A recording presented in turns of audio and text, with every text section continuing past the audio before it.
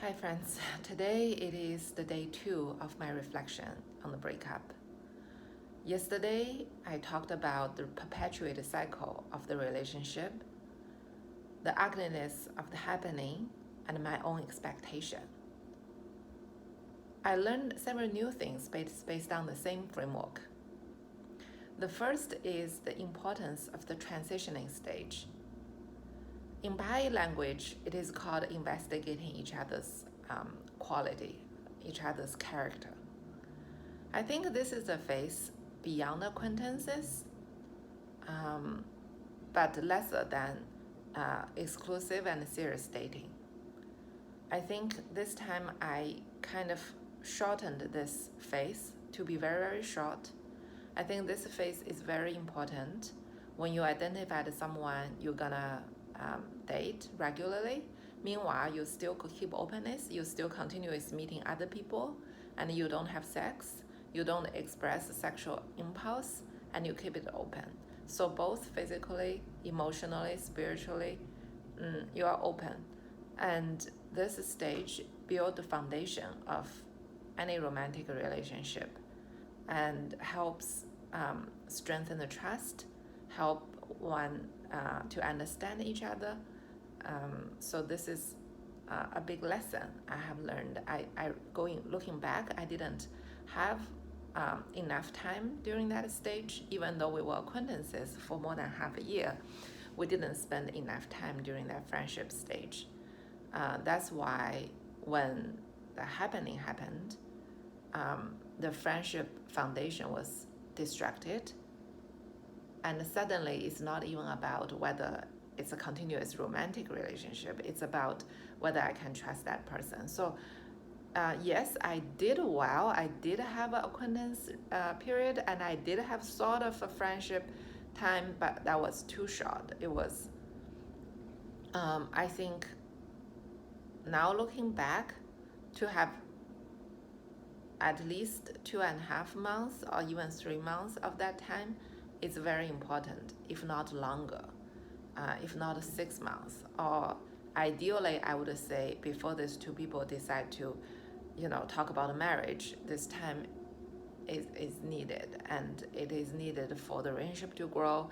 It is needed for the trust to build. It's needed for you to understand the other person, understand yourself, understand the dynamics of the relationship.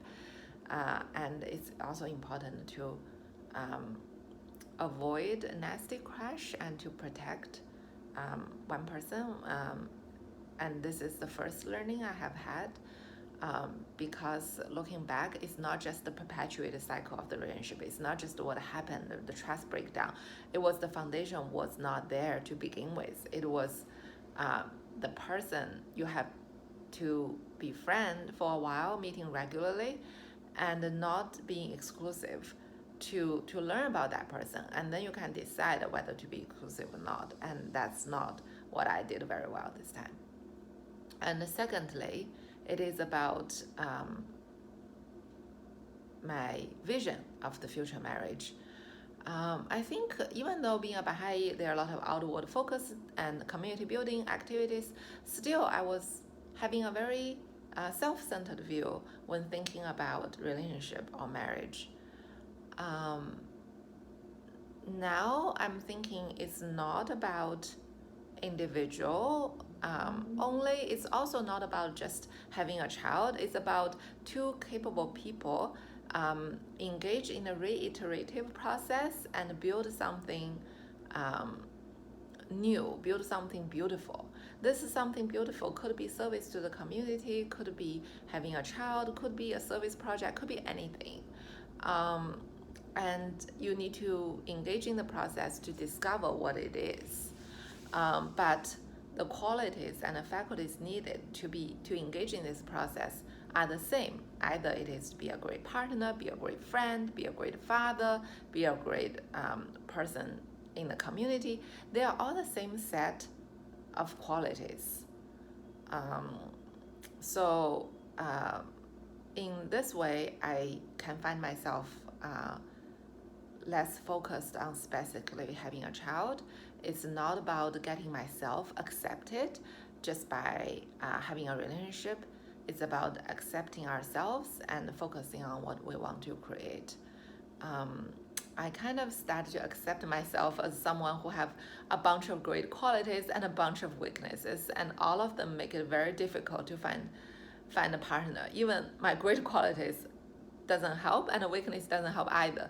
So I thought it's okay. It's okay to be this kind of person. I don't have to be, you know, focus on changing myself so that I can have a relationship, so that I can feel being accepted.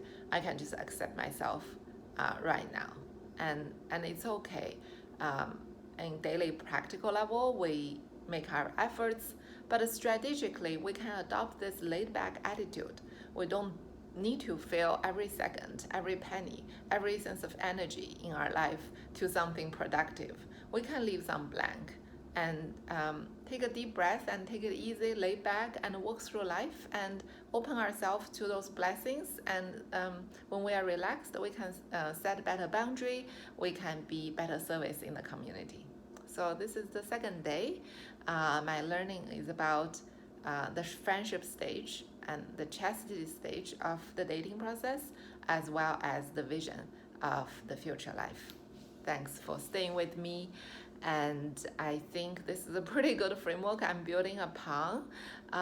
In terms of the relationship, it's pretty obvious that it's an end, even though there is no conversation, even though there is still emotional attachment, but it is not up to my subjectivity. It is what it is, and I can see it more clearly now. And the more I can see clearly about it, and the more I accept it, the more I face it, the more calm I become. I'm still kind of recovering, but I think I'm doing pretty good. In a way, better than what I thought.